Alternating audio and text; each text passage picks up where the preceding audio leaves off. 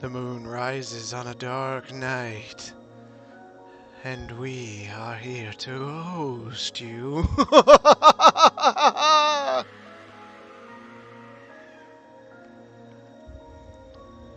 Hello, and welcome to the spooky stream. I'll be your host. Along with a good friend, Mr. Jeremy from Seven Dungeons. There he is. There he is. How's it going? Bad. I gotta open up a volume mixer here real quick. Yep, I'm slide it over. Ah, come here. There we go. Now let's go back. Let's go back. Let's zoom in here. All right. Hi. We got Contango with us tonight, And fanboy tone. and Fanboy Tone. All right. Tricky. Full Tricky. house. Definitely a full house. Well, welcome to the spooky stream. No dice rolling tonight. No games, no phasmophobia. We've got real phasmophobia. That's what we're going to talk about tonight. So yeah, I'm gonna give some stuff, and then we're gonna have Jeremy talk about some stuff. We got some audio that we'll try to get through as loud as possible. You may have to turn up the stream a little bit, but I picked out some of the better clips that I've collected over the years, and we got our spooky layout. So Halloween's my favorite holiday. What about you, man? You like Halloween? It's probably one of my favorite decorative holidays because it's still nice out where you don't have to wear like 3 pairs of anything to stay warm. Yeah, and it's going to be like 60 on Halloween here in a couple days, which is unnatural for the Midwest. So usually, people don't understand that we have to dress our kids in parkas to go trick or treating, and it's awful. So 60, I'll freaking take it, man. When I dressed up as Kylo Ren, like I usually do that, um, like that outfit is freaking hot. It's like 4 layers, and like you lose 4 pounds, like just trick or treating for a couple hours. But Then you get th- it all back from the candy. yeah, for sure. But this Sunday is going to be nice. I love Halloween myself. Always been a huge fan. It's my dad's birthday on Is it Halloween. really? Yeah. Happy So birthday to how him. freaking cool is that? Like to be born on the best holiday. Miss Cannon made it to the spooky stream. Welcome, Miss Cannon. Happy Friday. Um, Contango, Master Brewer, Tricky, Fanboy, welcome. We love having you along. So we'll get right into this because we want to make sure everybody's good. And if you feel like you need to go ahead, we're here for you. All Cannon, right. that's awesome. Yeah. Christmas, oh, dude, that is awesome, Cannon. Christmas is not number one, Tango. I'm sorry. Like, your wife is the greatest, and I know she's right there, like telling you Christmas is number one, but it's really Halloween. Um, oh, Max is there too. Awesome. Um, but so a little background. A few years ago, well, I guess it's been a long time ago now that I'm old and I have, gray in my beard. I got into um, ghost hunting for real. I did that for about 7 years, and it's a little interesting. I was trick or treating on Halloween, and one of my kids happened to. I always go through my kids' candy to make sure there's not razor blades or whatever else in their stuff. Still do. Um, and there was a sucker in there, and I pulled the sucker out and it had a little piece of paper tied around it, and it said, "If you're interested in the paranormal, you should check out this." So I did, and of course, I've always been a huge fan because I had a lot of stuff happen to me as a kid and even as a teenager. So I sent a message to this guy, and I'm like, "Hey, I'd love to go along with you on an investigation sometime if you got room." That ended up in a wonderful friendship that goes on to this day. He just came and visited me not long ago to go to the Ren Fair. Jason, we love you. Hopefully, you watch this on YouTube because I think you're working right now. But he got me into this, and I have loved it. So I did that group in Indiana for a while, and then when I relocated to Iowa, I did a group out there. I can't do it anymore because it's a lot of time. It's more time than I can dedicate to it, especially with the streaming and D&D and all that stuff that we do. Um, I love it. I actually gave a presentation at my middle child's school today. The teacher asked me to come in and talk about this. So this is number two for today. Um, but it was a lot of fun. The kids were real interested. Uh-oh. Did we lose something? I heard something badoom. Uh, that was weird. I don't see, did oh, hold on. Did I? Well, my Can you screen. can I you hear got to me still? reshare my screen. Yeah, I can still hear you. Can you hear me? Oh, yeah. That's why all my stuff got wonky. I thought I got disconnected or something. Sorry, No. guys. We're trying out Discord to see how it works. Yeah, it's definitely a live presentation. So let's try this again. Okay. Hey, I'm in position.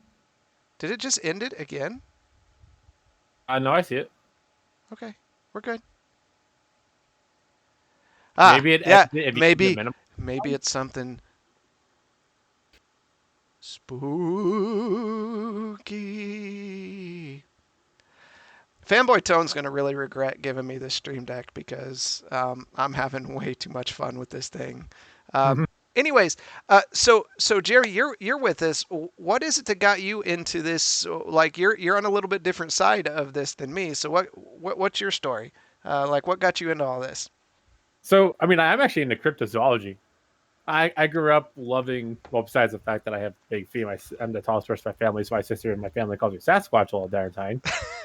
Um, I just really enjoy cryptids, and I love Nessie, from Loch Oh, Ness. who doesn't? I mean, Yeah, dinosaurs. and there's actually another. We have a version of Nessie here in the States too.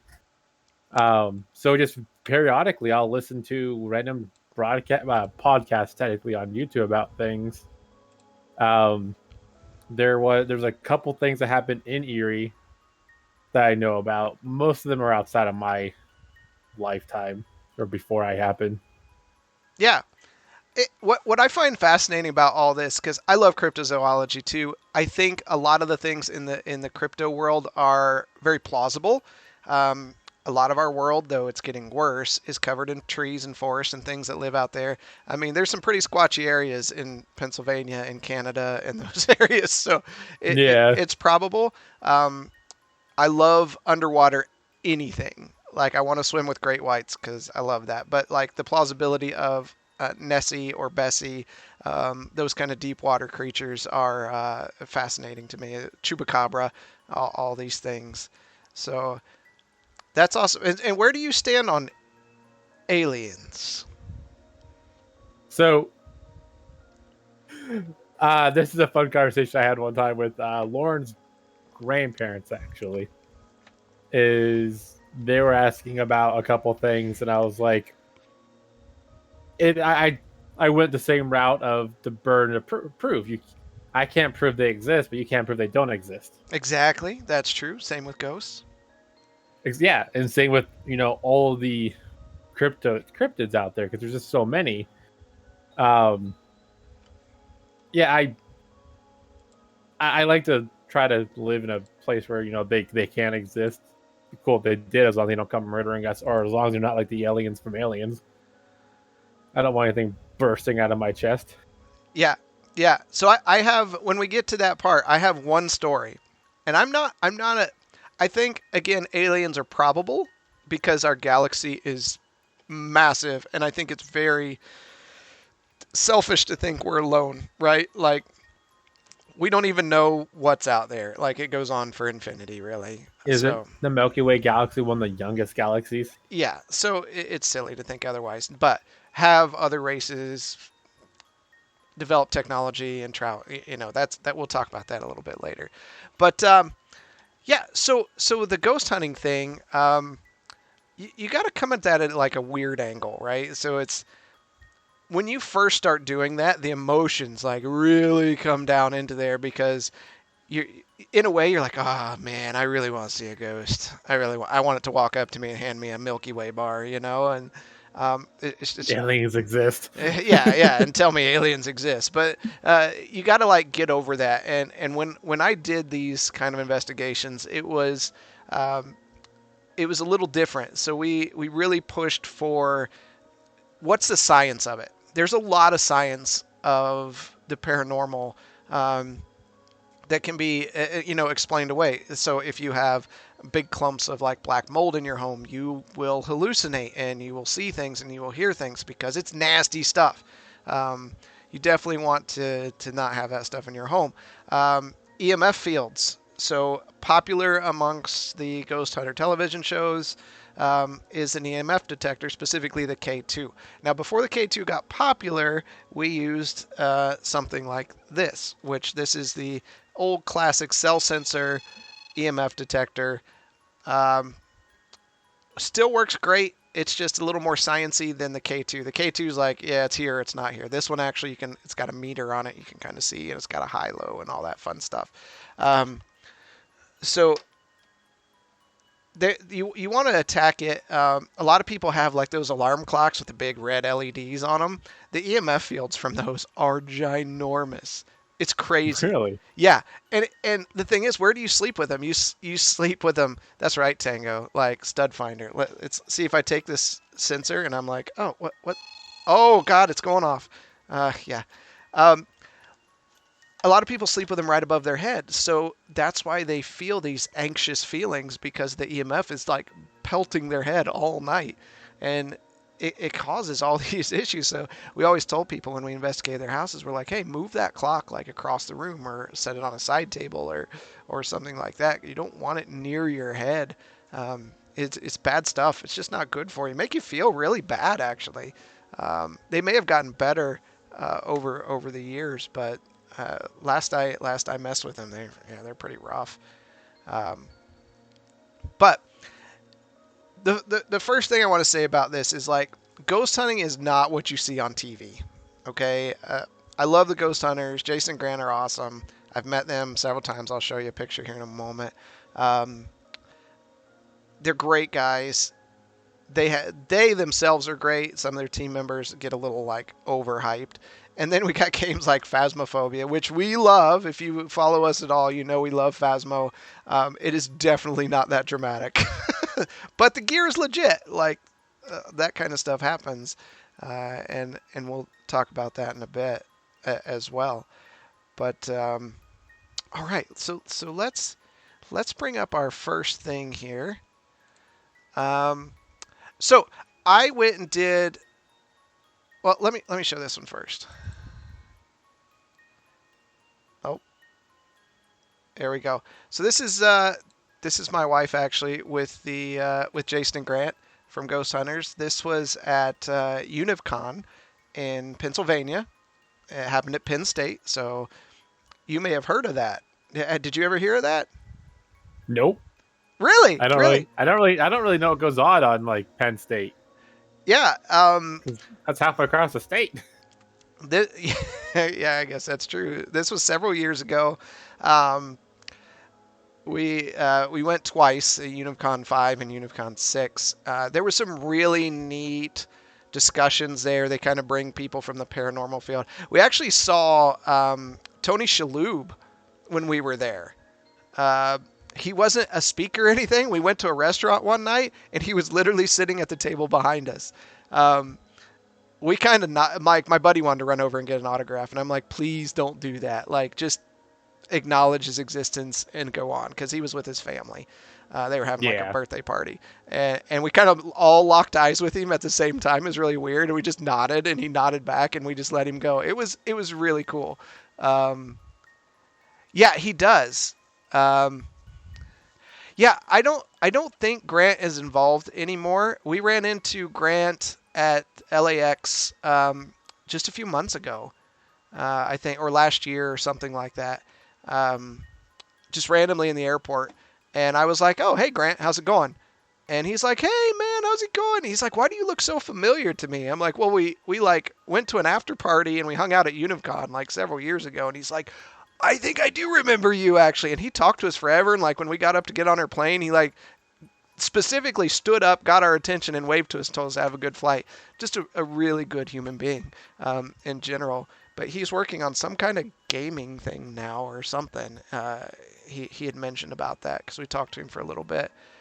Yeah, exactly. Fanboy. He's definitely a super nerd. So it was so cool hanging out with both these guys. We actually we saw this one gal. They were carting around, like she was with them a lot of times, and we met her at the after party, and we were like, hey, we see you kind of got VIP access. Like, who are you? And she's like, have you ever seen The Sixth Sense? I'm like, well, yeah, who hasn't seen The Sixth Sense? She's like, oh, that's written about my son. And we're like, oh, okay. Oh, Yeah, did you know that? Did you know there no. was, yeah, evidently there's, and she was telling us, because we ended up at a table with her and some others, and she was telling us, she's like, hey, like, yeah, these are some of the things that the movie did right, and then there was these other things that happened afterwards. So humble brag. Yeah, right. uh, it was really neat. I have some silly photos of Jason and Grant actually at that after party. I don't even know how we got there. Like, it's not that we were drinking a lot or anything, but I don't remember how we got there.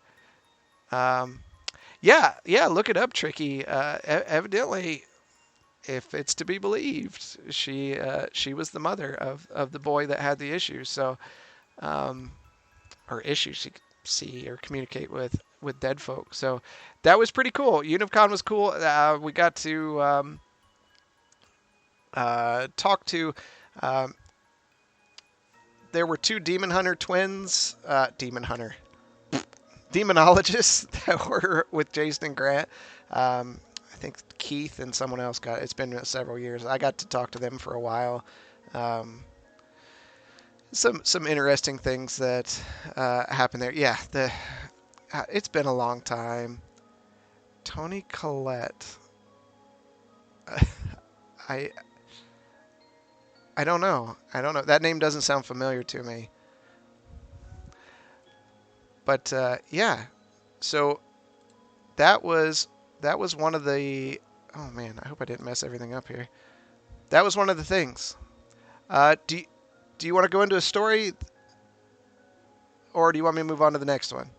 Oh, you don't have any personal stories like that. Like, Okay, I've met nobody. okay.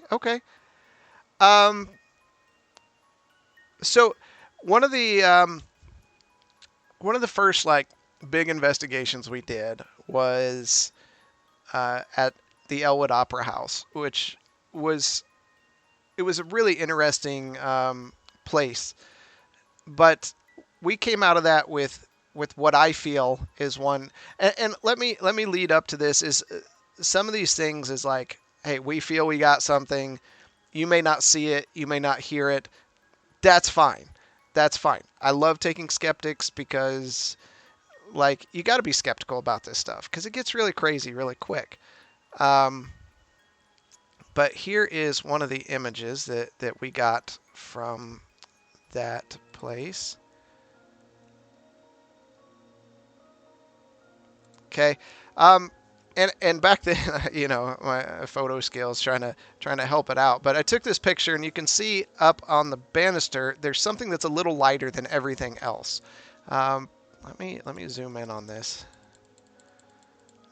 Can help see it a little bit more. But it looks like, and granted, one thing that you'll find out about ghost hunting is the really difficult thing is matrixing.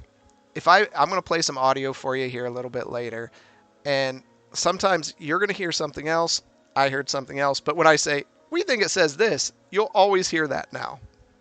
It's matrixing. Psychology. It is. It's psychology. It's what our I head. wanted to bring that up. Yeah, our head will try to make sense of anything we see. This is why we see shapes in clouds.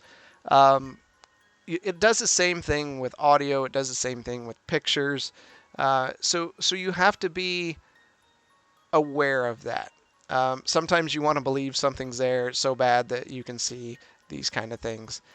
So I should have like little question marks behind these little tags on here. Who knows? Who knows? Um, so this was a fun little place, not near as good as one of my favorite places. Uh, but let me speaking of audio, so audio was my thing in the group. Like I love I love doing the audio part. It's grueling when you talk paranormal investigations. You go into these people's house, either people or businesses or locations and those kind of things, and you spend like hours upon hours. And once you do it a lot, there's one thing that kind of like hits in the back of your head. You're just like, man, I've spent hours here. That means I have hours to go over videos, pictures, audio. It's pretty mind numbing. So these clips that I'm gonna be playing um, are quite fascinating.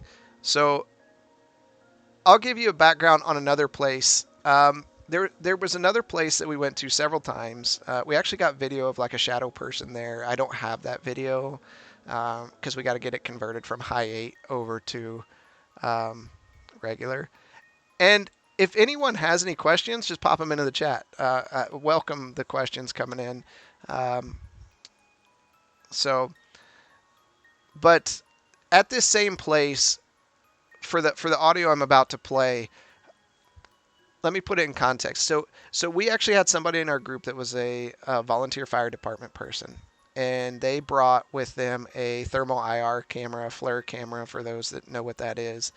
And we thought, man, we are big time now, right? We got a flare camera here with us. So we were walking through this place that we'd been several times because there'd been a lot of activity at this particular location, from heavy footsteps to whistling to um, sticking my hand out, and it felt like I was sticking it in a freezer, but it was like just in front of me in the open air, which was kind of strange.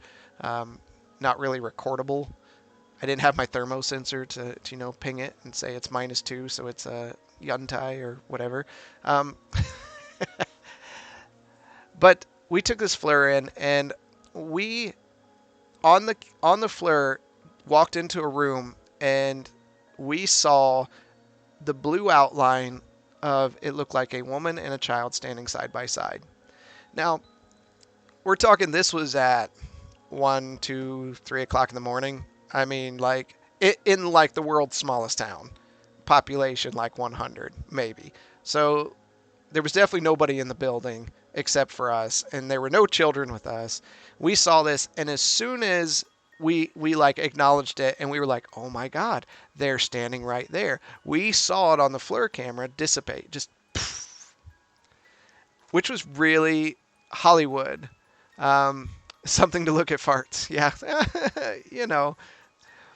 But when we did that, we got the following audio. And like I said, you may have to turn these up. They are a little quiet. And I'll have it play through a couple times.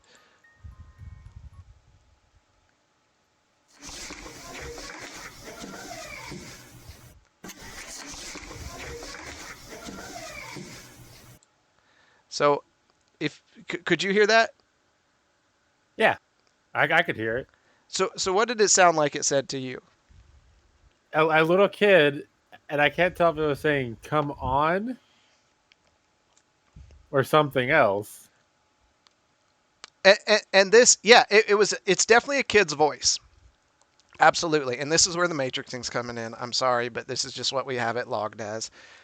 What we heard was, well, okay, Tricky, we'll play it again.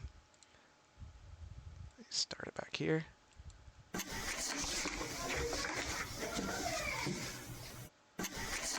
Come on in.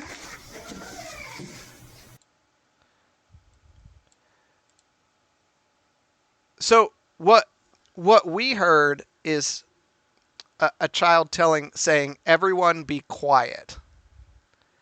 Now, that's what you're going to hear, unfortunately.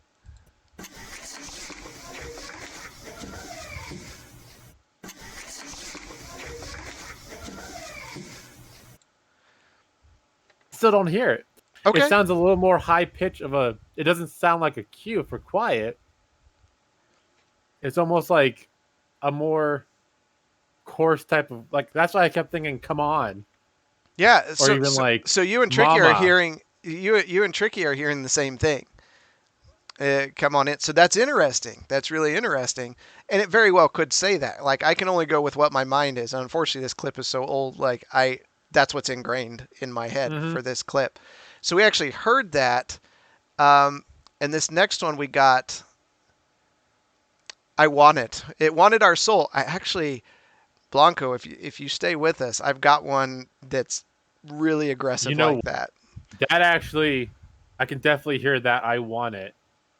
Where the it part is just a super whiny Yes, child saying, and it very well could be based on the. Oh no, yeah, Blanco. I've got a good one for a little bit later. One of my favorite clips we ever pulled from one of the things. Um, we also got this one's going to be super quiet, so turn it up. Um, this was in the same place the same night, and this was taken in a former operating room. The building was from like the 1800s. This room that we were in was an operating room that got converted to like a hotel at one point, etc., etc. So here's this one.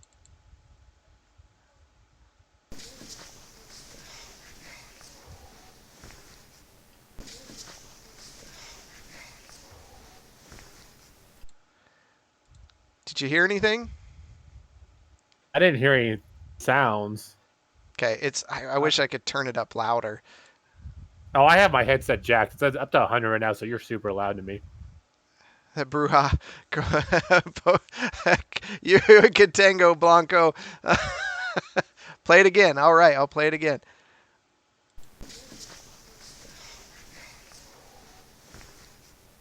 I heard I'm cold Yes. So or that's it's cold. that's what we heard. We hear, "Oh my God, it's cold."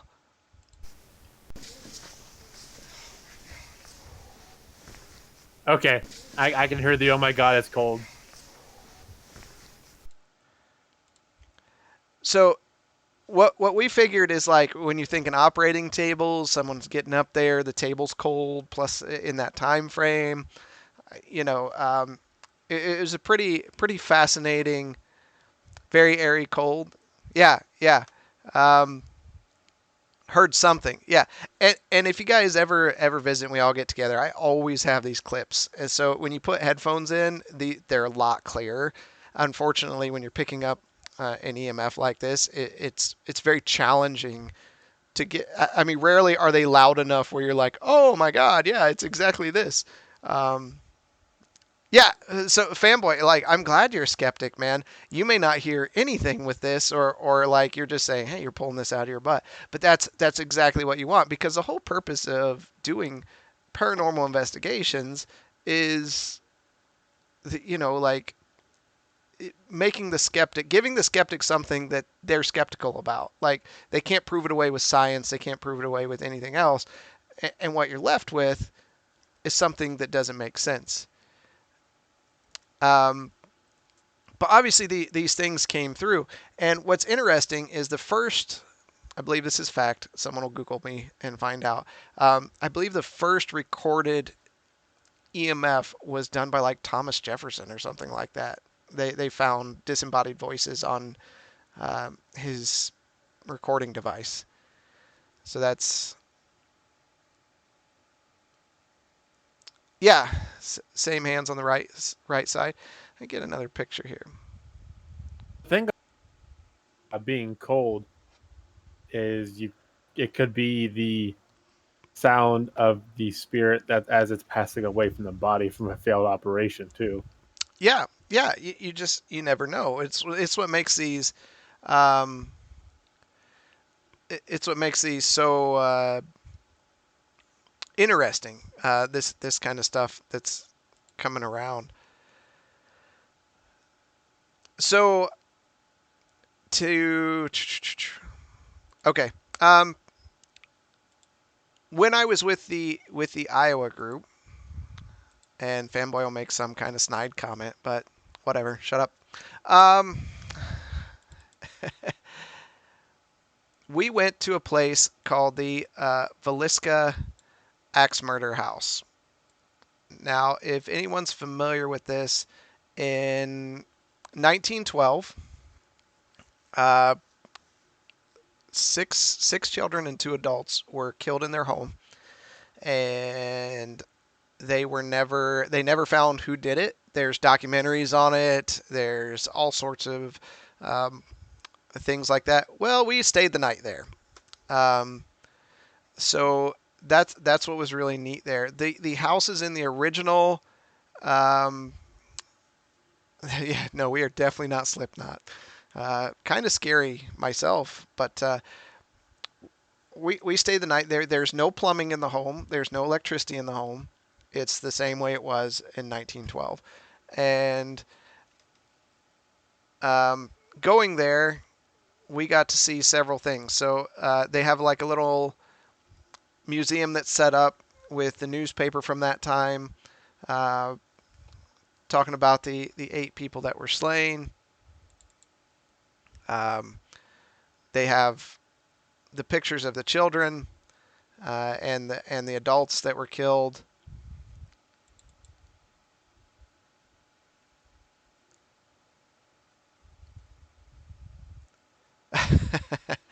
um, so this was all there. Now this house, as given some shots of it, they've got some of the original furniture still there.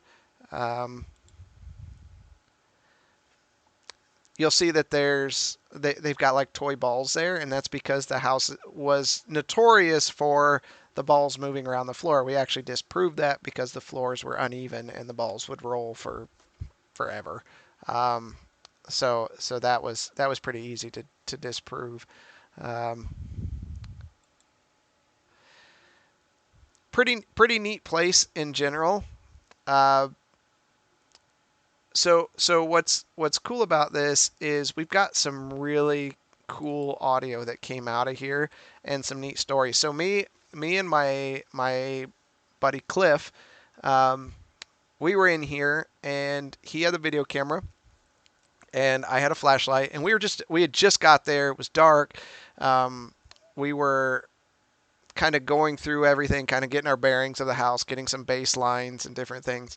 And he's upstairs, and we're both looking at stuff and just kind of going through it in a group of two. Everybody else was outside of the home, and his video camera, the old high eights, he had the little flip thing out, and he was looking at it, and the image split in half, which was strange. I'd never seen a high eight do that, and I've never seen it to this day do this, but it just kind of split in half.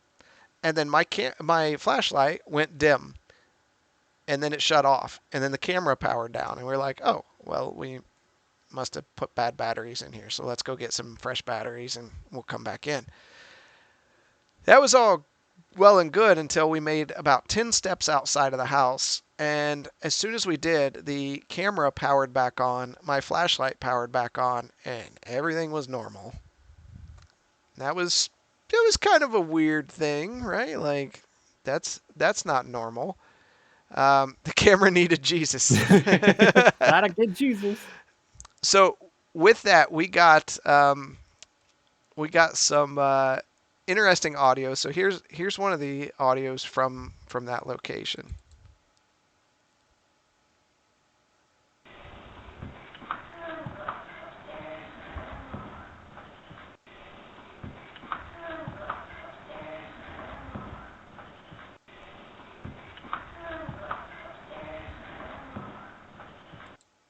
Sounds like a little kid talking on a phone saying, "Hi, I'm upstairs." Yeah, yeah, exactly. What we heard was, I'm upstairs with Grandma or I'm upstairs with Ma. Um, Obviously, we didn't have children there. There were no kids there. There were no children harmed in the making of this video. Um, it's definitely a kid, yes, and that's what got so creepy. So let's play this again.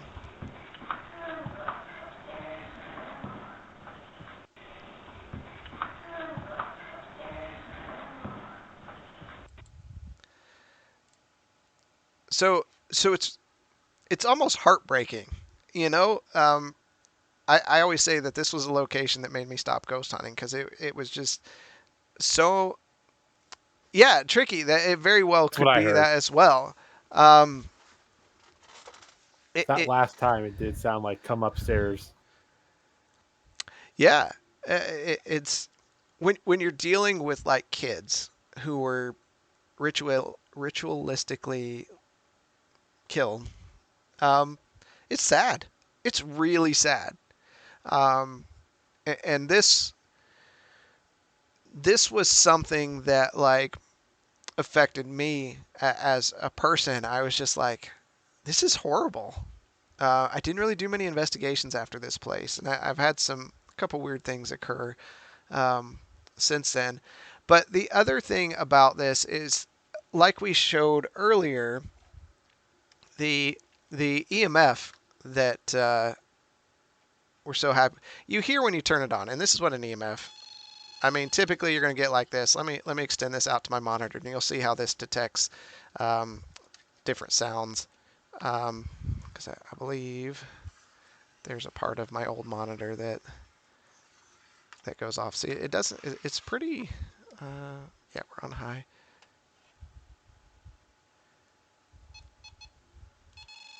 Okay, so typically you're going to get something like that, where it's high, a fast beep, or whatever. So taking this EMF and a K2, we had a K2 as well. We had multiple sensors. We went into this home. No electricity, no piping, no plumbing, none of that stuff. Um, we started getting EMF in the room downstairs. I think it's affectionately called the blue room. Let me see if I have that picture.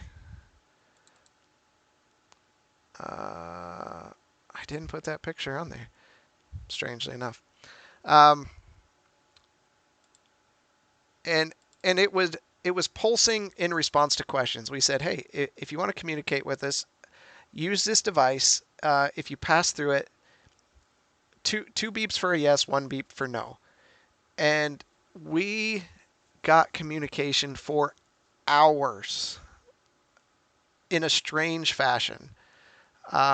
Let me play one of those clips here.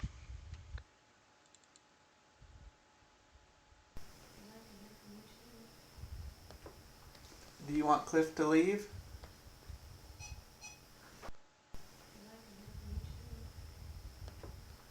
Do you want Cliff to leave? Now those are really defined beeps. It was in response to a question. This wasn't a random thing. This was the sensor in the room along with myself. And at this point, my friend Cliff was there with us, and he then turned around and he had a separate EMF detector, and he ran into like a field of EMF that was standing in front of me, and he started moving it around, and it was the top of the field was about to my shoulders. It was a little thinner than me. It was almost like he was in a field of an actual child standing there. And this EMF detector was going off, and he said, um, it's standing right in front of you. And as soon as he said that, it stopped. And like he couldn't find it again. So it went from beeping twice to a field in front of me to nothing, all within a course of like a minute or two. So it was really fascinating. I've never had any like an EMF response like that, and if you ever experience something like that, it's kind of weird, right? Like, how would you respond to EMF? What do you think of EMF? Situational, where like this house where there's no electric, there's really nothing to interfere with it, and you rule out that it's your guys' other equipment interfering with it. I Yeah, have nothing against it. Like it's as we long as you actually make sure. like everything that happened. We actually put a different meter down beside mine because we were like, well, maybe my meter is malfunctioning because like this is weird. There's no electricity, there's no pipes, there's no storms, there's nothing that would make this go off. Um, and with the meter in the same vicinity of the probe on my EMF, it triggered the same way, exactly the Okay. same. So I was like, that's that's weird. At one time, I asked it to when we were getting ready to leave. We were like, "Hey, we're getting ready to leave," and it started pulsing, just a beep, beep, beep, and I was like, "Well, that's kind of weird." So I walked in there, and I have audio of this. It's like 11 minutes long. I meant to clip it down, but I ran out of time. Um, and I said, "If you're really here with us, can you speed this up?" And it sped up. Beep, beep, beep, beep, beep, beep. And I said, okay. And then it returned to a like a regular pulse. And I said, can you slow down? And it would, and make it stop. And it slowed down and stopped. And then it picked up again, just a static beep, beep, like a heart monitor. Um, that was really messed up. Like, A little freaky. yeah, yeah. I know it's a really long clip, but maybe I can find that particular spot. I mean, if you want to look for it, I have. I'm sure a lot of places have axe murder horror stories. My town's no different. My friend actually lives on the road of a urban myth for Oh, really? some people being murdered. Well, tell us this story. So there are two versions of the story. Both of them involve a farmer killing a wife that he thinks was cheating on him. One version is he killed the wife down by the creek by chopping her head off on Th- That's a extreme. stump. Creek, stream, same thing where I'm from. And then he lit his house on fire to burn it down. Wow. And then the second one is, he still killed his wife down there, but then he also murdered their children and burned the house down. And then another part of the story is, years later, a young couple were driving down the road, and their car stalled, and while the kid was out trying to figure out what happened, he had the girlfriend lock the car, and then apparently he went back down a little dirt path towards a house, and all of a sudden the girlfriend heard, "Shut up, Contingo. They're all the same. Crick, creek, stream, all these little streams of water." Um, Apparently, the girlfriend could hear uh, like a struggle going on, and eventually the boyfriend was killed, and then the car was broken into by the farmer, who we thought was dead, and killed her too. So I found out about this like 10 plus years ago, and I'm looking at the road name. I was like, wait a minute, this is where Kenny lives. Oh no. But yeah, I called Kenny up, and we tried to find the road, and we think we found where it was at, but it was developed over, Interesting. so you can't see the foundation or anything like that anymore. So let's see. Hi. Are you back? Is that what we smelled? Kerosene? We also, yeah, while we were there, we smelled kerosene often, and obviously we didn't have kerosene in the home. That would be interesting. But you can hear the EMF detector. Like that's not a normal noise for an EMF detector. It's very, very pulsed. Um, You don't want Chris to leave, huh? Talk to us. let's see. Sounds like it's speeding up too. Make you sad? Um, Sorry, honey. No, something just made me look over there. And she gave it a yes. You like that toy, don't you? That's a pretty neat toy.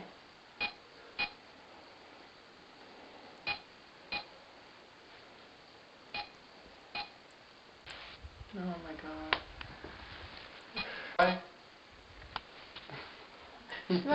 Will you tell me goodbye? Can you tell? Oh my God. Let's see. Can you get it? Can it? Thank you. Here we go. Let's see. Can you get it? Can it beat faster?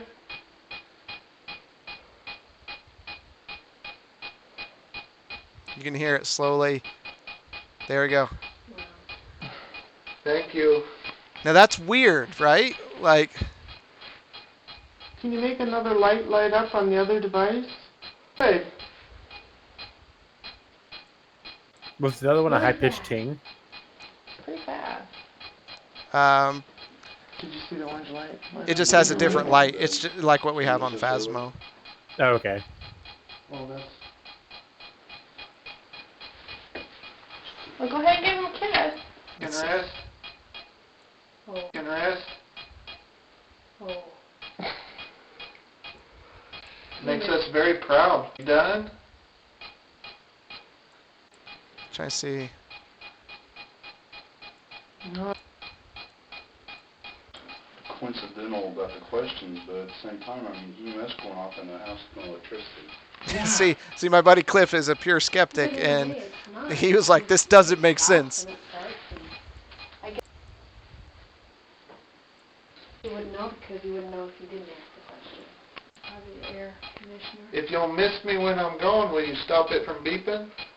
Probably the air conditioner. Oh, This That's is just way too kind of unreal. weird, you know. Just trying So that was some of the stuff there. Yeah, Blanco, it's creepy. It was really life changing. Tricky. This is a huge story. So the house I grew up in as a kid was built by my great grandpa. He died in the house. My mom said she saw him all the time. We had a storm come through and we were all in the living room watching TV that had an old turn dial cable box and it started turning by itself, no remote. I was like 8 and still remember it. The storm knocked out the power and then we could hear him walking upstairs. I was creeped out in that house. Absolutely.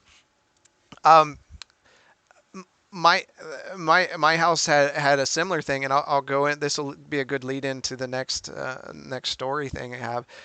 The house I grew up in, I never thought anything was special there, but as a kid, I always saw this woman completely robed in white that sat on the end of my bed, like I'd wake up and see her. Um, it wasn't until I was a teenager and we were all jumping on a trampoline in my backyard, and one of my friends said, "Your parents are gone, right?" And I said, "Yeah, they're at the store." "Well, who's sitting on your bed in your room?" And we all three looked, and you could see a woman in white sitting on the end of my bed. And we were like, "Oh my God!" And it just disappeared. Um, that's No when I thanks. knew. Yeah, that's when I knew something was weird. And it was always felt weird around Christmas time. So I think it had something to do with Christmas time. But those kind of things happen. And evidently, I think it was my sister. She Same, exper- Blanco. experienced it. Time to move. Yeah. Well, like this stuff has been around my whole life. My first experiences, well, besides that, like as an older kid, when I was a teenager, I worked in a home for handicapped kids, and death happens there. It's a very unfortunate. It's a very sad time, but I did dishes there for like 3-4 years in high school. One night I'm doing dishes and you just get this really heavy, creepy feeling like somebody's looking at me. And I turned around and I'm like, if somebody's here, just show yourself. Don't hide in the shadows. And Scout's honor, the door stop on the door kicked up, the back stockroom lights shut off, and that door slammed shut. I was out of there, to be honest. Um, it was time to take a break, and yeah, I sat in the break room for a while, and somebody came in, a friend of mine, and they were like, "You look like you've seen a ghost," which was kind of funny, actually, considering the situation. Um, yeah, Tango, I hate doing the dishes as well. Yeah, so this is something that's been around. So eventually, I bought my house, not my current one, but my first home. and there was something wrong with this house. Like, we heard voices come across the baby monitor. So my oldest was young then. We heard we were woken up in the middle of the night because it sounded like someone threw a rock through our window in her room. So it was loud enough it woke us out of a dead sleep. We ran into her room. Nothing had happened. Um, my Talia can tango out. I'm sorry, Talia. I love you. um, my middle child actually used to wake up at like 3 a.m. Uh, Oh no. almost daily. Right there is a bad start to a story. Yeah, and she would. Um, my wife would go and get her, and one night my wife went and got her, and she said, "Mommy, who's that?" And her finger was moving in her room, following somebody walking across her room. Um, that was our first sign that, like, hey, there's something wrong with this house. Uh, but it only got worse. Um, so we ended up leaving there because I had a job change, and my parents lived there for a while. And my dad came out of the bathroom one time. Him and my mom had a fight. The place had a lot of bad juju, bad energy in it. So, like, everyone that lives there fights. It's just the way the house is. Um, and my dad came out of the bathroom, and he saw my mom sitting on the couch in the living room, and he's like, "What are you doing in here? Just go back to bed." And she didn't say anything. So he went back to bed, and she was asleep in the bed. And my dad isn't one that believes in this kind of stuff, but he will tell you he saw my mom sitting in the living room by herself on the couch, and she was in bed sleeping. The house wasn't that big, um, so it was a messed up place. And there's been some things that have happened since then. But the house is being cared for properly from the spiritual side of things as well now. But speaking of these haunted places or whatever, one of the people in the group had a family home that was being destroyed. They were going to tear it down. It was a mess on the inside. There was papers and things everywhere. We did an investigation there, and we got yeah, Cannon. And there's other recent stories. Yeah, I wish my buddy could have made this. He wanted to kind of be a part of this as well. Um, recent stories of even crazier things that have happened. Um, I did not meet your girls on the stream the other day, but this house that was getting ready to get tore down, um, it was a really heavy feeling in the house, like bad stuff. And we got this really interesting recording from it that I find quite aggressive. And let me play it for you.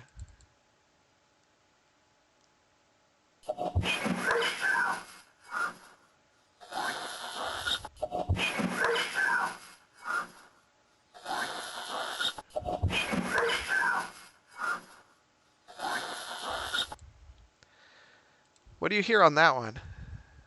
I just hear like a goat baying. Okay. Close. What we hear, what we have heard is, "You leave now. I warned first."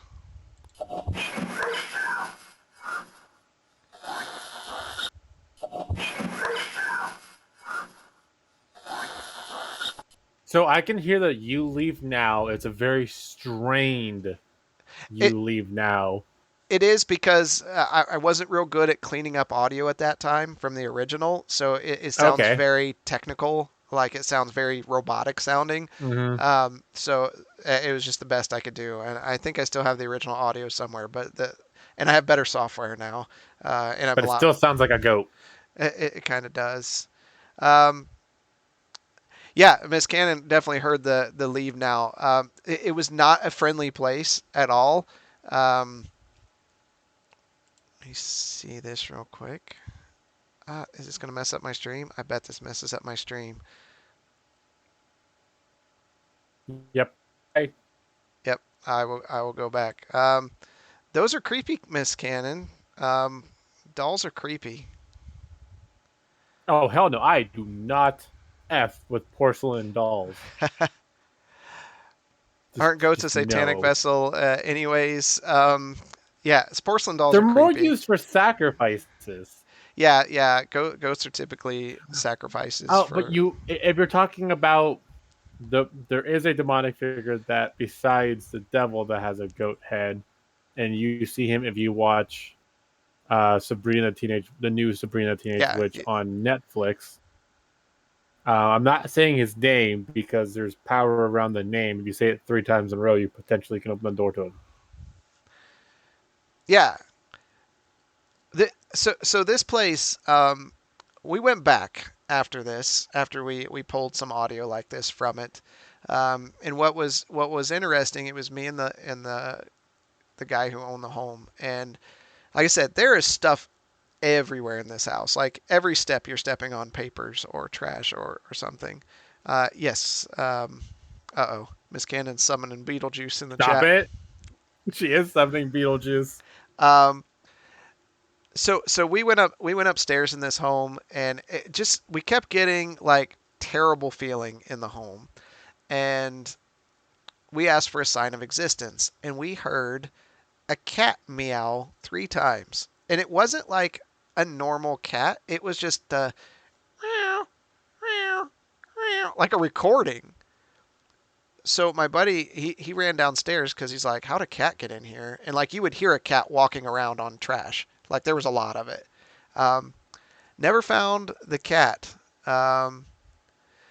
And while I was up there, I I I heard with my ears this real guttural. If you've ever watched like a lion documentary or a tiger documentary or something about animals, that guttural sound they make where they just kind of roll it in their throat, I heard that up there, and I was like, all right.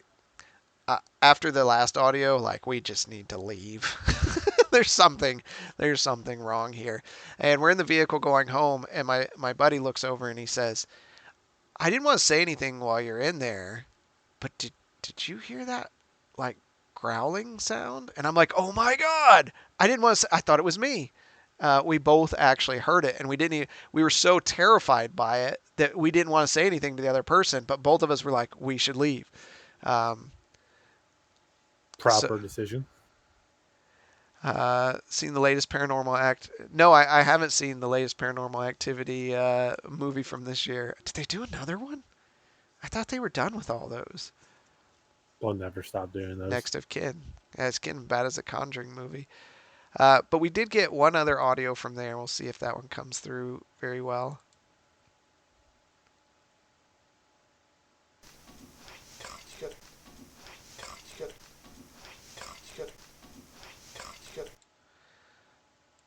So, yeah, that one's a bit because it's only like a 1 second clip. I should have gave it a little bit more context when I built that.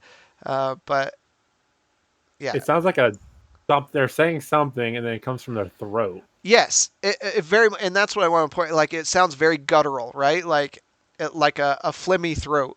And we always heard "I got you," but I'm not sure really.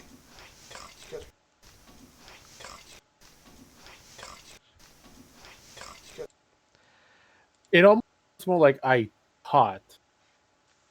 It's almost like there's a T pronunciation at the beginning, not a C. Yeah, But then it goes from being like kind of nice to freaking aggressive. yeah, yeah.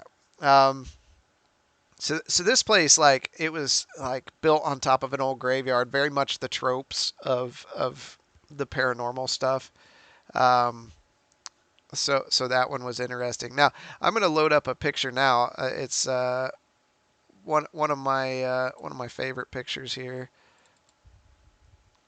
And what it is we investigated an old theater, and we decided to take some new approaches. So instead of using digital cameras, we used actual film.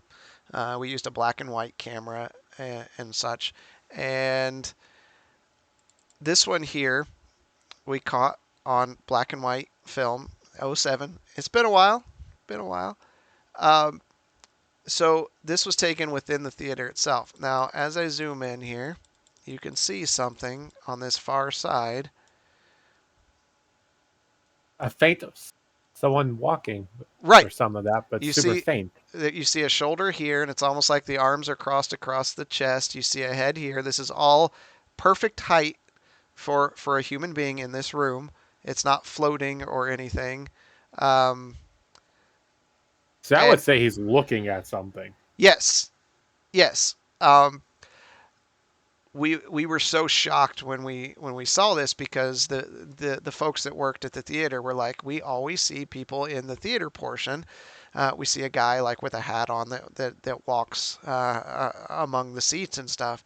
So when we got this back, we were like, okay, something reflected off of something, or that, like, we got to explain this away. And we we looked in there, and there was nothing to reflect off of. We went over that area time and time again and never saw anything that could have reflected off of.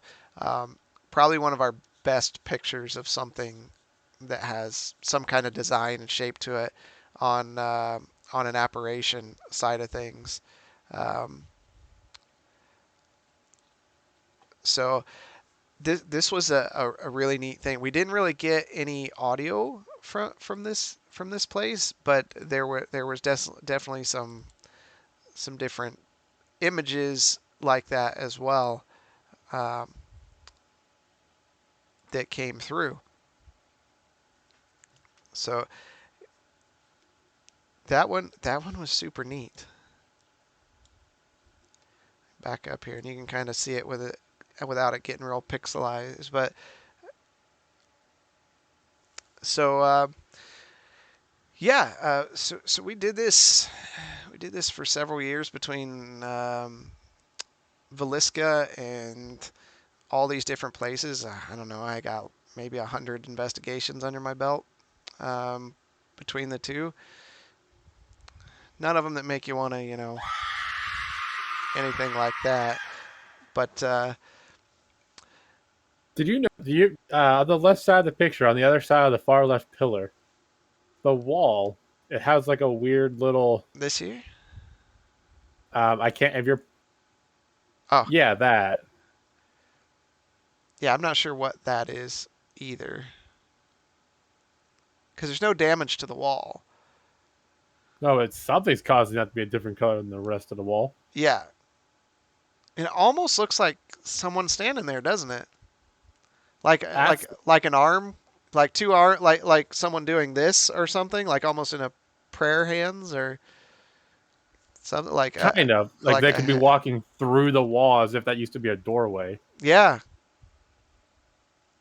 So that's So, who knows? yeah, I say something about this corner of the picture just makes me feel weird. Yeah, Because there's another thing right next to it. Uh, it's still in between the pillars. It's between the pillar and that thing I pointed out. There's this little color difference again. yeah, and it very well could be. It's prayer hands fits is what can take us. Yeah, that's and I don't remember back because that was 13, 14 years ago. Yeah. Whether there was something on that wall or not, I could talk to Jason. He would know. And the thing is, it could be me just trying to find something. Right, And, and which like is you one of said, the my things brain. you got to be careful about, right? Like, might be Mayo. Yeah, yeah. That's what everyone takes Mayo to the local theater. Fanboy Tone, get out of here. So we've been talking a lot of ghosts and things. So do you got?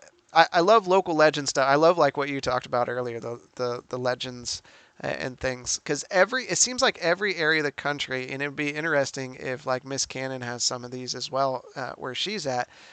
But there's like similarities between various stories of those things that happen. Growing up, there was always words of like Hobbit Land, where little people or something ran around, but they weren't real, and they chased you through the woods. Uh, You have covered bridges, right? Yes, yes, Did we you have do. Goatman? We didn't have Goatman, but there was something else with the covered bridge. I can't remember what it was, and that's where it's like there's variation. Oh, Miss Cannon says the bunyip. Now I heard her talking about that the That other sounds like my day. bunyips. Yeah, I don't know what a bunyip is, It's but Klugu, I don't know. it's an Australian Aboriginal folklore. It's a legendary monster said to inhabit the reedy swamps and lagoons of the interior Australia. The bunyip proportionality made booming or roaring noises and was given to devouring human prey, especially women and children. It sounds like almost like Chupacabra-ish, except bigger. Uh, one of the pictures looks like a black leopard. Oh, That looks like okay. a saber tooth. Okay, so That's a it's skunk ape. more cat-like then. Apparently, it just depends on the picture you click on because another one looks like this weird lizard thing that has a Victory Bell type of face. If you remember Victory Bell from Pokemon, This is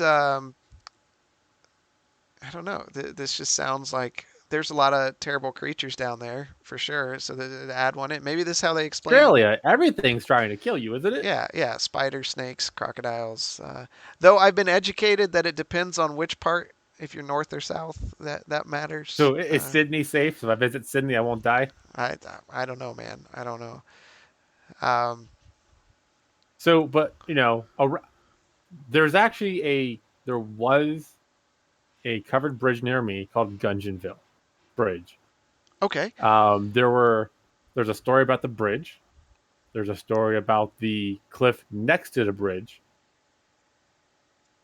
as well. Um, how close do you need to get for what, Miss Cannon? Right. Now, let's see if I can find it real quick. Yeah. Well, while you're doing that, I'll talk about my one weird alien thing that happened that I can't explain to this day. And like I said, I'm not an alien guy. Probable, yes. Something I follow, no. I'm not the messy hair guy on Ancient Aliens. It's like, I don't know, it's not aliens, Aliens. but it's aliens. It's not me. Um, how close does she need to get to hell?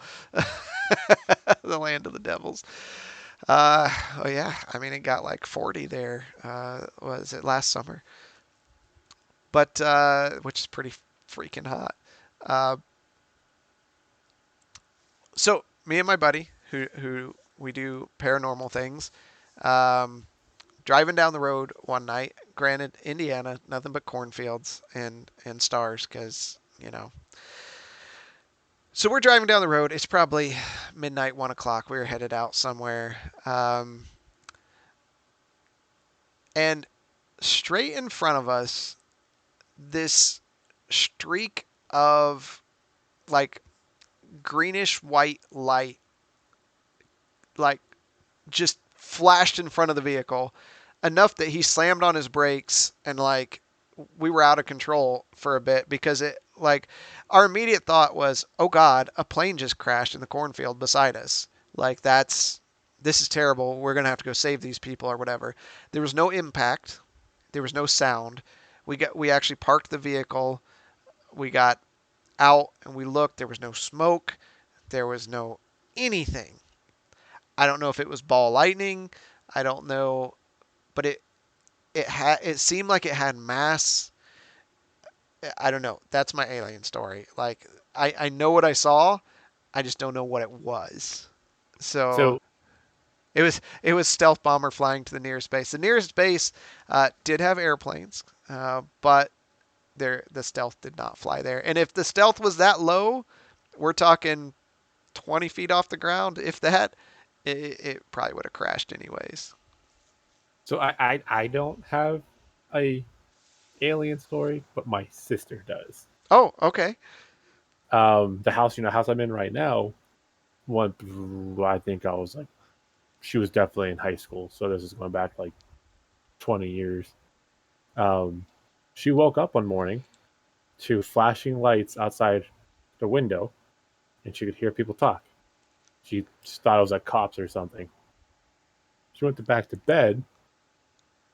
The next morning, she asked my parents about it, saying, "Hey, why were there cops outside?" And they're like, "What are you talking about? There was cops last night." And she's like, "But I woke up to flashing lights and people talking outside the window." Yeah, So we always joke it was UFOs. I mean, how do you explain that? Like, and this is where we're at with the paranormal. Like, there's so much about our world that we don't understand, and depending on your belief system and things, it's like, how do you explain this stuff away? There's things that have happened in my life doing this stuff that, like, I can't sit here and say ghosts don't exist because I've had some weird freaking stuff happen. Um, my aunt used to tell a story about a house they lived in that my uncle got up one morning and she had made him oatmeal for breakfast.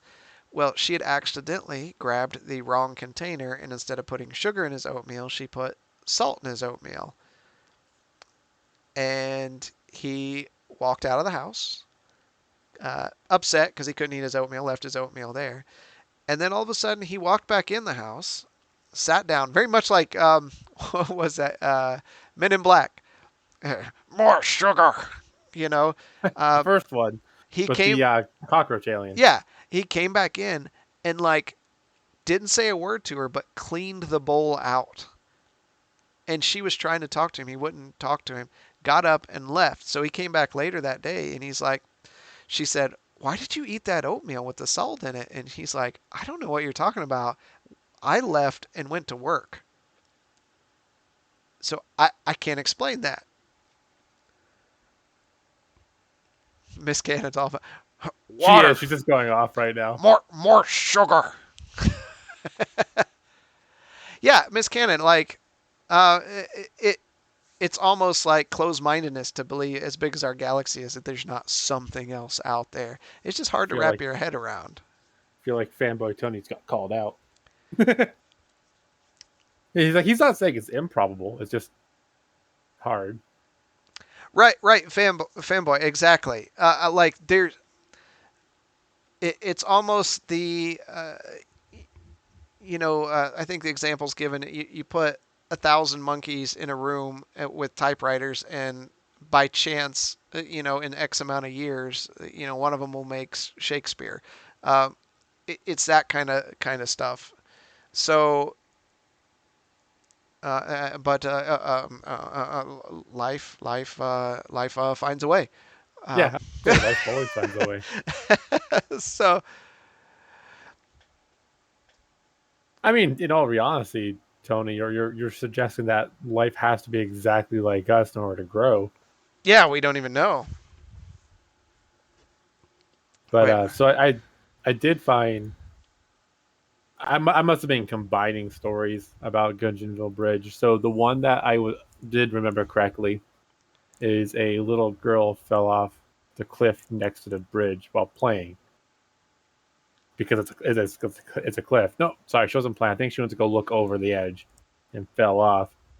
And one of the things is about urban myths is it's been passed down for so long that like when I was there one time with my sisters and her friends, and they saw a shoe in the water, like a little kid's shoe. hmm. And as terrifying as that can be, it could be someone put that there because how long the legend's been around, they're having fun with it, whatever.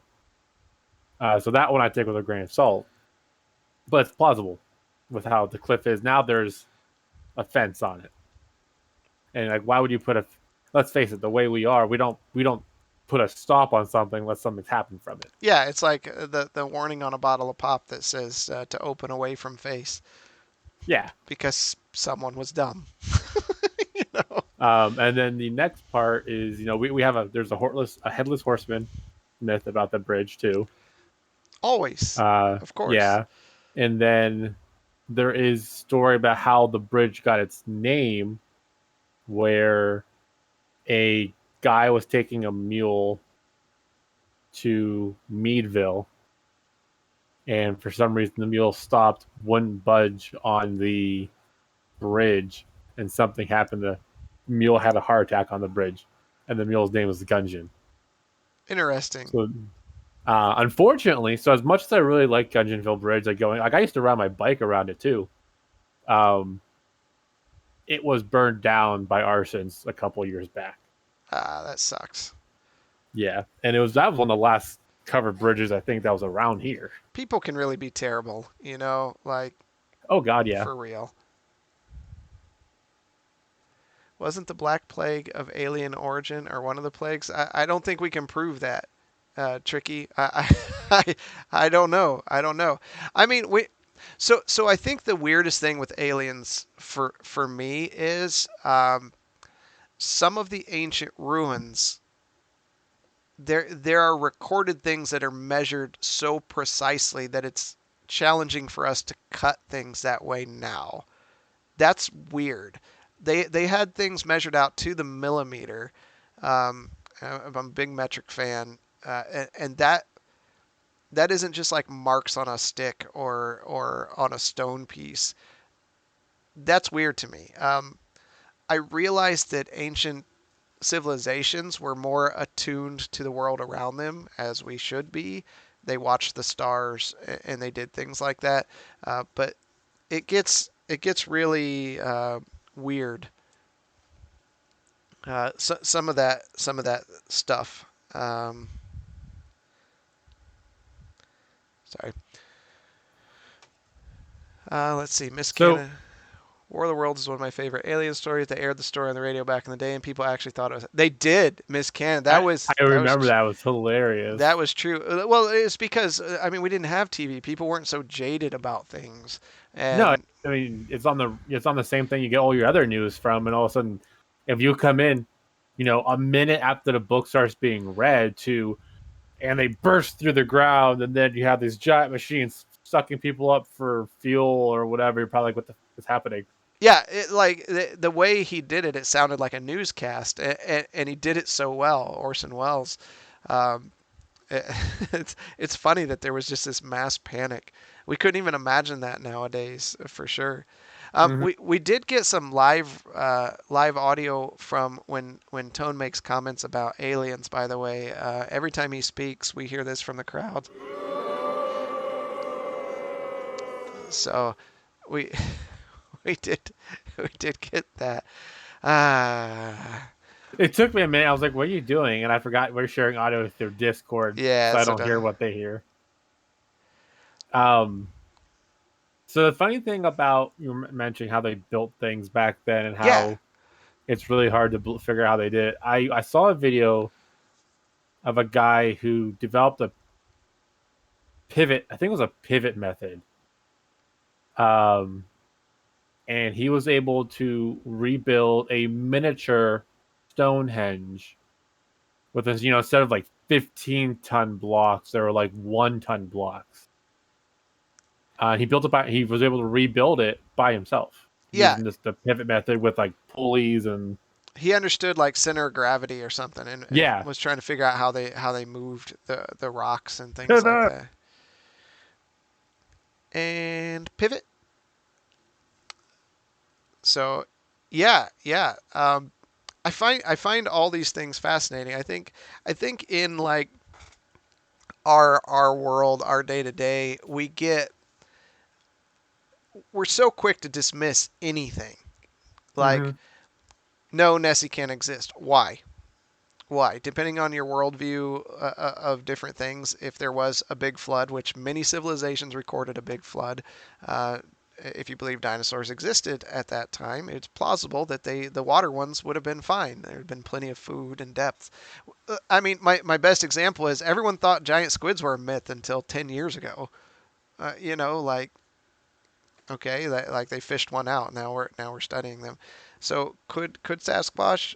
It's kind of like what Tone said about aliens. It's you know improbable probably, but there's always a possibility. That Yeah. there's some squatchy territory around. So that So I think I was watching a video of a guy talking one time where he was talking about how the maps went from never showing sea monsters to suddenly showing sea monsters and then not showing sea monsters on them again. yeah, Um, And they were trying to, and they were correlating it with how the Earth, goes through the cycles of ice age, melts, um, the stuff warms up, things come back up from the depth that were frozen or something, or they went way down deep to survive. And it's like, and potentially that means that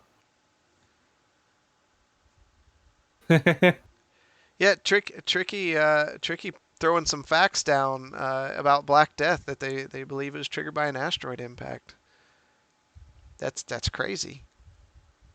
That's crazy stuff right there.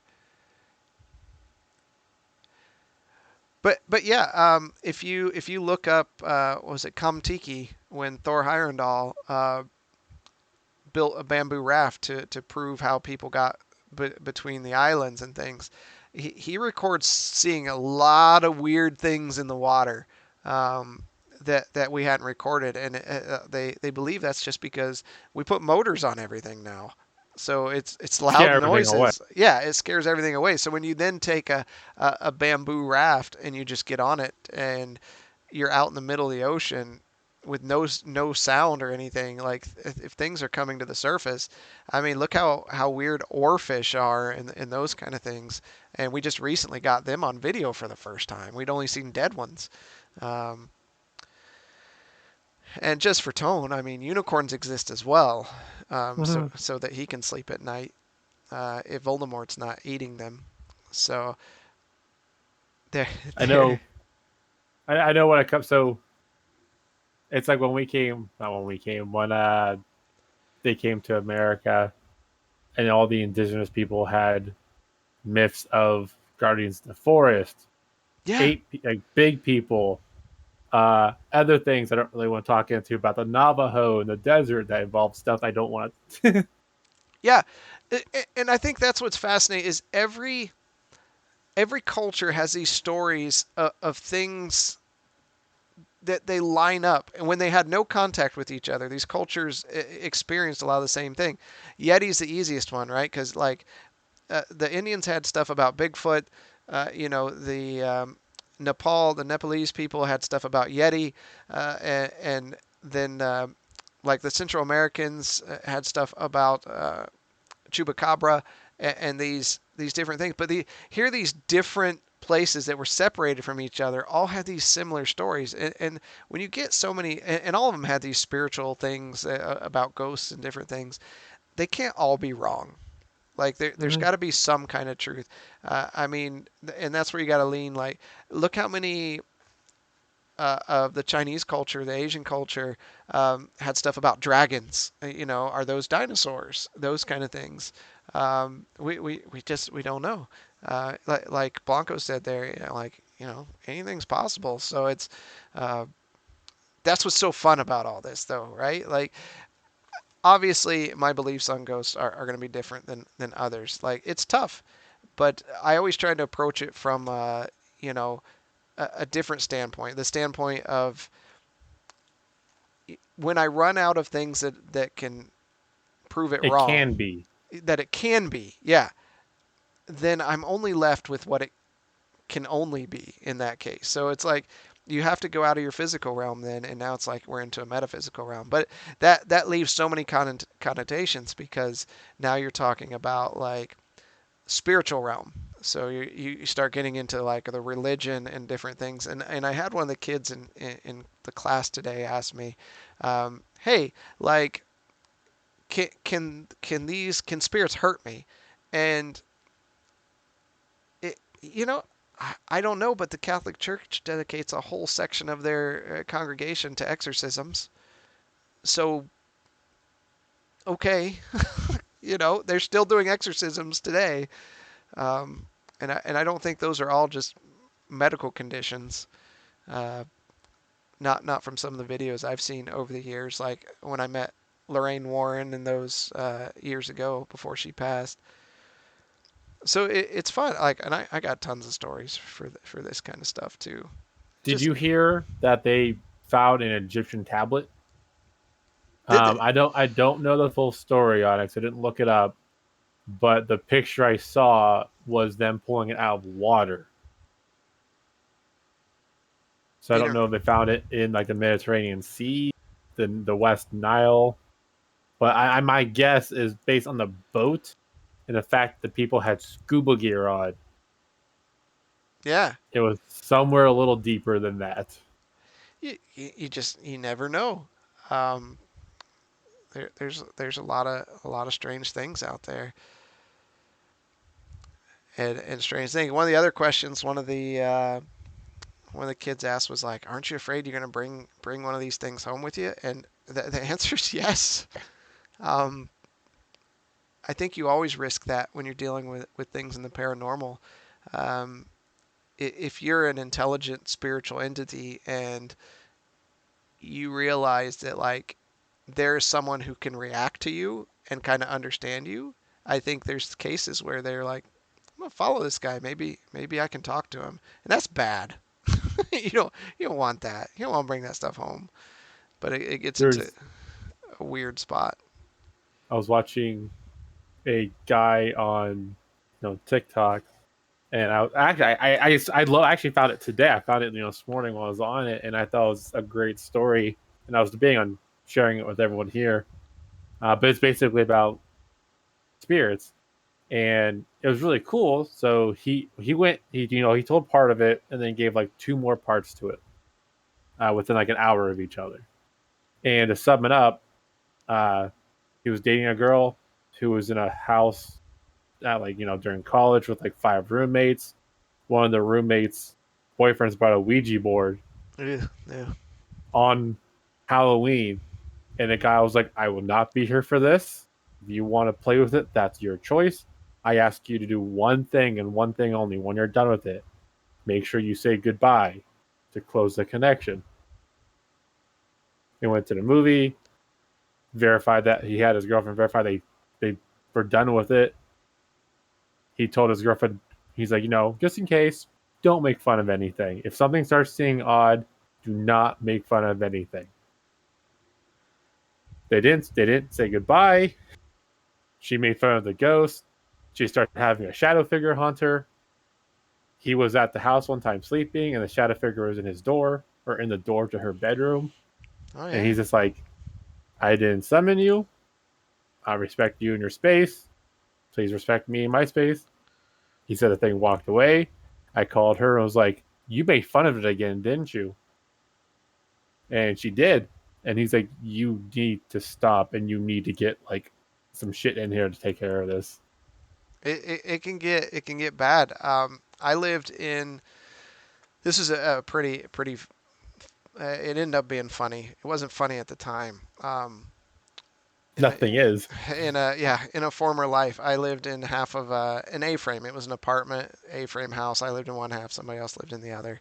Um, I had stuff happen there constantly. It's been the only time in my life I think that I was in my kitchen doing something and I saw a shadow out of the corner of my eye enough to jump back and grab a knife because I thought somebody had like broken into my house. Like I fell on the ground because I thought someone was in and I was going into defensive posture for that.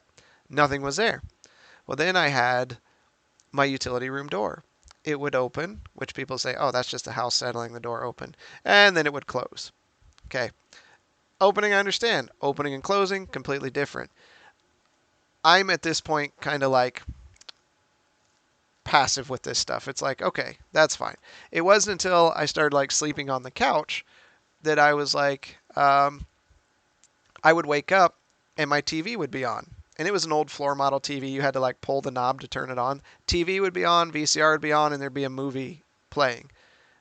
And I'd start having conversations. I'd be like, listen, you can live here, but like, I'm too poor to pay for the electricity for this stuff. So please stop turning my stuff on because like, I got to pay these bills. So upstairs was a shower and a walk-in closet that I hated the walk-in closet. Like you just felt awful in there. So one day I took a shower and I got out and I was kind of standing there in the shower and I felt weird and I'm like, is something in here with me? And I heard a knocking from inside the walk-in closet. The door was closed and like it came from the inside. And the nakedest butt ran down them stairs, man. Like it was like I was gone, and I went in there later and I'm just like, okay, we've got to um, we've got to uh, deal with this because this situation is bad. So there was someone who stored a curio cabinet there in my house, and it was like a plug-in, so it had a cord wrapped around it, so you couldn't open the door. And I'm standing in the basement or in the main floor, and I hear, Ksh! I'm like, what happened? And the mirror on the back had shattered, and because it was laying on its back, and I thought, okay, this happens with mirrors sometimes. But the screw for the handle to the door had completely unscrewed and was laying in the bottom on the mirror, and the handle was sitting perfectly on top, like where you could just pick it up. It had completely unscrewed itself, but never disturbed the outside door handle. And I'm like, well, now you're breaking stuff. This isn't cool either. And those of you that are like, well, like, okay, this is your own head messing with you. Sure, sure. Except I had people over, and we were playing cards one night, and the utility room door opens up and then closes. They freaked out, and they're like, what was that? I said, don't worry about that. He lives here, and I think he likes that room, but the door will open and close on its own. And it did it a couple times, and they're like, this is not okay. Like, this is this is not okay. Um, and there was a curtained window in the upstairs too, so I would always keep it closed. I'd go out to my car, look up, it'd be open. I'd run inside to close it, it'd already be closed. And then it was probably a year or two later. I was working in the foundry. I was talking to someone, and they were like, "Yeah, I lived in this place, and like this utility room door would open and close. Like all this stuff would happen. I saw this and this and this." And I'm like, "Was this at this particular address?" And she's like, "Yeah, that's exactly where it is. Why?" And I'm like, "The same thing happened to me." So the same things happened to both of us. We didn't even know each other, and we found this out later that the same stuff happened to us there. Really messed up, like super super messed up place. And I lived there. Like, that's just what it was. You just dealt with it. Like I couldn't afford anything else. I couldn't leave. Um, so so you just lived with it. I just asked it not to turn my freaking TV on because it cost me money. So that that was an interesting part. It always makes me wonder, like the origins of like the land, or like what is there, what happened there, that something's there that's got this unfinished business, like they like to say, um, for that. Currently, I don't have anything that bothers me here where I'm at, and that's fine. That's fine. I'm getting too old to deal with this stuff. Any questions from the community for either one of us about crypto stuff, or aliens or ghosts, or we're Or any just, more personal stories? yeah, or any other? We've had some great stories come in. Um, Like I don't have a like so my room. The only story I have about my room is one of my sister's friends, who's also a family friend. We've known her forever. She would not look out my window. She oh, really? refused 100% to look out my window because every time she did, she saw a white horse. Interesting. And like Spirit there was one horse. day, yeah. So, back when I was like 5, my middle sister was 8. We shared this room, and that one night she was sitting there freaking the out about this window, about the horse out there, and it's me, my sisters, her, and her sister, and we're like, "What are you talking about? There's nothing there." So I mean, that's about the only thing I have similar to that. I apparently don't have much going on besides the fact that I found some IDs one time that I swear to God were not my parents' IDs. They kept telling me it was them. And But I still believe that there's just some people who are sensitive to this kind of stuff, and some people who aren't, and it allows you to see into this other realm per which se. which is terrifying actually. So, Yeah, me being the nerd I am and I watch anime, there's actually an anime out there right now called like Muroko-chan, and she can see ghosts. yeah. It's the whole premise of Sixth Sense as well, right? Like this Yeah, kid. and the entire time she's just like, don't. Then the first time it happens to her, she somehow keeps her cool, and she's just like, don't let it know I can see it, or else it might attach to it and follow her home. So that's when you say things attached to you. I'm like, yeah, if you start talking and things like you can talk, you can see and stuff, that might not be good for you either. Yeah, and that's where it gets weird, right? So I said in the beginning, I said, like I've had strange things happen. The Valiska house was like one of the last things that I did. Uh, um, oh, Tricky's got some here. I've had this guy standing over me twice, but I think it was between dream state, was paralyzed, couldn't move. I have actually had that happen, Tricky, once, and I think my oldest has had that happen once as well. It is sleep paralysis, or as they used to call it, old hag syndrome, because people used to have images of an old lady, like a witch, holding them down, like sitting on top of them. It is sleep paralysis is probably the most terrifying thing you'll ever experience. Um, because you are caught in between dream and awake, and your muscles just aren't responding. So it feels like something is paralyzed. I remember it to this day, and that was, oh God, 30 years ago. Had to have been, or pretty close to 30 years. Uh, I remember laying in the bed. I remember waking up, and I felt this entity like on my chest, holding me down. And I remember trying to scream. I couldn't scream. I couldn't say anything. And it just kept. I remember turning my head back and forth, and then it was just like it just went away. I don't. It's terrifying. It's terrifying. It's a real medical condition though. Some people it happens to all the time. So yeah, I've been there, Tricky. It's not fun. It's not fun. But yeah, it was just a few years ago, and I don't talk about this stuff often. A lot of times because people think I'm freaking weird. But hey, I play D&D every week, so I guess that fits the bill, right? Um, it was a couple years ago, and oh, you got your wife filmed it. That I definitely want to see that because it's messed up. Like yeah, it's totally terrifying. So I have always been a really vivid dreamer. Um, I have very memorable dreams. And I was in this house, and one of the girls from Valiska was in the dream, and I hadn't thought about Valiska in years. It's not something I do. And she looked at me in the dream, and she said, "When are you going to come back and visit me?" And that messed Oh me up. my god. That messed me up, and it's happened twice. She's been in my dreams twice, same one, and I can't explain that. Obviously, the mind is a very complicated, weird place, and dreams are even weirder.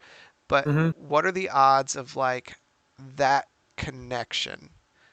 Because when I was there, and you heard it in some of that longer one that I played, there was like this strange connection to me there. And I don't know, it was like a connection as like a father figure or whatever. There was one point like the EMF stopped going off, and I said, "Well, you're not going to talk to me, so I'm going to leave." And I walked out of the room and I got to the front door of the home. And as soon as I grabbed the door handle, it started beeping uncontrollably. And I walked back in the room. And as soon as I stepped back in the room, it stopped. And I said, "Are you going to talk to me now?" And it went beep, beep, which was So the. when that happened to you, how old was your oldest? I So let's see. Maybe like 11, Okay. 11 or So 12. that Yeah. that probably makes your middle around the same age the girl was when she was killed. Yeah. Yep, the younger one. So I'm wondering if it wasn't that type of situation It makes you where wonder. It was that is freaky. it was really messed up, and it didn't make any sense because like like I said, I don't sit around and like go through old pictures or talk about this all the time. Spooky season, of course, these stories come out, but when it crosses into a dream thing, it feels really personal. Um, Mm-hmm. so and just to like to say that statement and then me wake up and remember it, yeah, it kind of messes with you a little bit. But who knows? I could be crazy too, so that's fine. I think the most vivid dream that I remember is actually why I was absolutely terrified when I was younger to walk from the barn to the house anytime at night.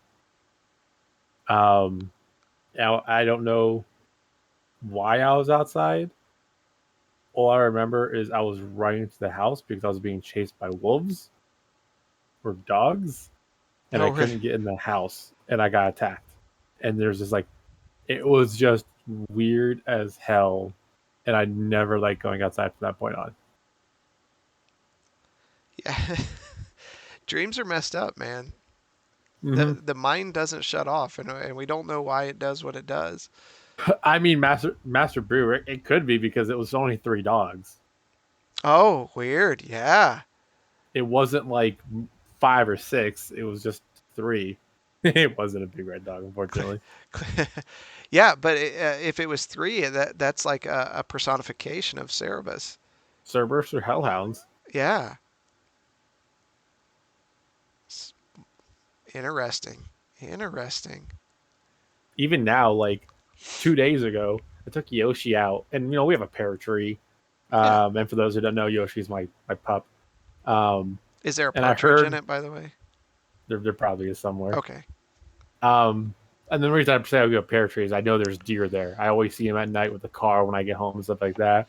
But I walk around the house, I heard a, and then all of a sudden I heard the stomping one running away, and I was like, "You son of a bitch." Like you Oh didn't have yeah. to like snort at me. You could have just walked away. I can't even see you.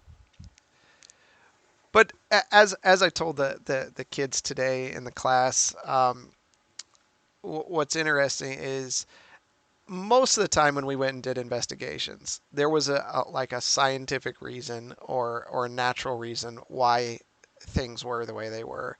People see stuff because of EMF, of the mold, of things like that, or it could simply be just noise coming from a neighboring house or business or things like that. Uh, People get into their own head and they freak themselves out. Sometimes it's medication related. Um, that kind of stuff. So you have to break that stuff down. But when you can't break that stuff down, you're only left with one conclusion. Fun fact, Blanco Of says the legend of Cerebus came course, about when the Greeks somehow came in contact with not one but three chihuahuas. of course, it was chihuahuas. Chihuahuas are terrible. Like, not a fan. They bite a lot of people. I'm a pit bull owner though, so I'm biased. Cause like chihuahuas bite more people than pit bulls do, but pit bulls have a stronger bite. But that's a whole You nother know, thing.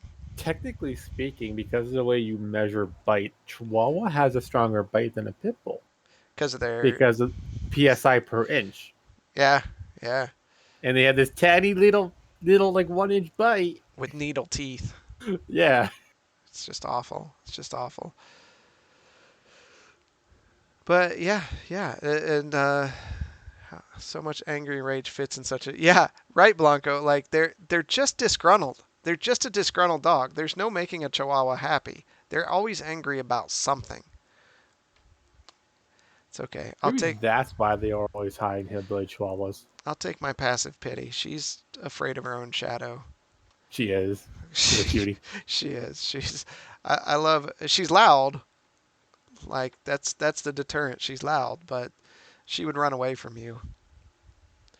But she's great pup. But if there's no more questions or anything, that's kind of like some of the stuff I've compiled from this. I mean, I have to put back some for next year, right? Like that's how this works. There is one more urban myth I want to tell you about. Sure. Oh yeah, absolutely. Um, so in the Erie graveyard, there is a tomb with a V carved into it. Okay. It has gotten the nickname the Vampire Crypt Interesting. because of the V. And there's more stories around. I won't go into too much detail. The real name of it is called it's like the Brown. I think it was like the Brown Monument or something like that. But it's just entertaining how so many people think vampires live there just because somehow a V got carved into it. Yeah. And I love graveyards. I have so many pictures of graveyards. That'll have to be something we do like next year. I've got tons of graveyard pics. I find graveyard headstones and crypts and stuff fascinating. And there's one of a woman inside, and somehow rose petals end up inside, even though it's locked and chained. So it's kind of a weird place. I got pictures of it.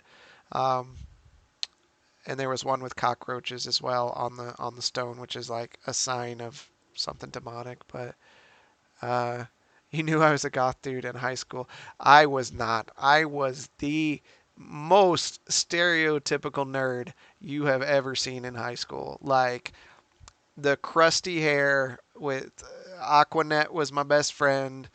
The huge gold rim glasses, braces, tucked in T-shirt with a picture of my dog on it, and like waist high water jeans. Man, I I created the mold of nerd in high school. Not yeah, goth wannabe. No, no. Yeah, yeah, definitely wasn't. Dude, yeah, I could have definitely played in Revenge of the Nerds. Um, yeah, that almost hurt to do. Uh, definitely not. I was no lady killer for sure. Uh, but yeah, yeah, like I love these local legend things. I love the graveyard stuff too. I mean, we've definitely done some graveyard haunts over the years. It had some weird stuff happen, but we got to save some stuff for when we do this next year, for Yeah. sure. There's lots of pictures, but if there's no other, you got any more for us? I got some more urban legend stuff, but I can wait till next year. Yeah, we can save that stuff. Got to leave people wanting more, you know. Got to drag Fanboy on a hunt. I would if he would go, but I can't get the guy to even eat White Castles. Like, he's so obstinate about stuff, and he's never even had a White Castle, and he won't eat one. Like, I'm not gonna be able to drag him on a ghost hunt. He'll be there. He'd just complain the whole time. We've seen him. Have you ever watched him talk about Mortal Kombat or Venom 2? Like, it's awful. You know what he would do is he would complain, he'd piss the ghost off, and the ghost would start like whacking him. Yeah, yeah, yeah, He'd be the first one to get phasmophobic. yeah, yeah. Right, right. Uh, but yeah. So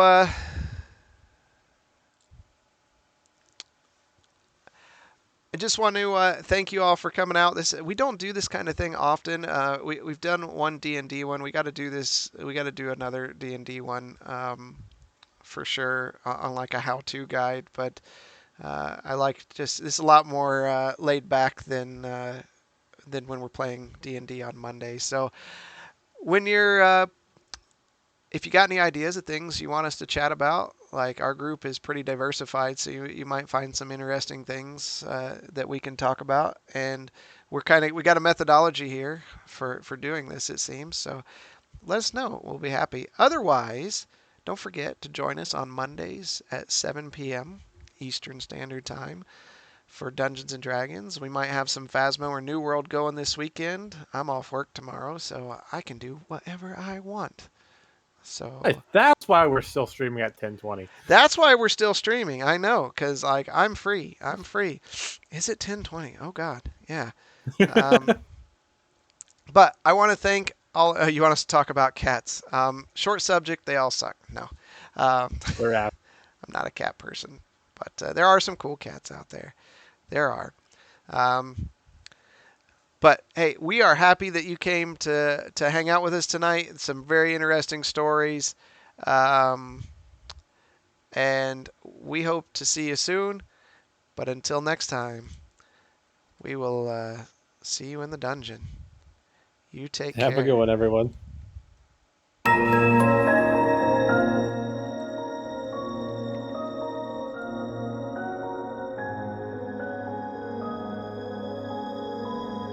I loved hearing your stories. I love hearing stories. That's why I was like, no, you're good. Just keep talking.